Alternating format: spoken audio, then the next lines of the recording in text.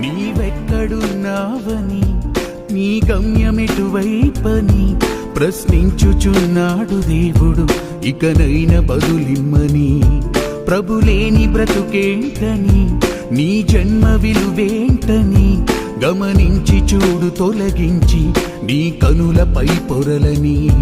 కడు స్వల్పమీ జీవితం, తృణప్రాయమే యవ్వనం, కనుమూయు కాలమొక రోజు ఉంది, మరి కాదేది శాశ్వతం.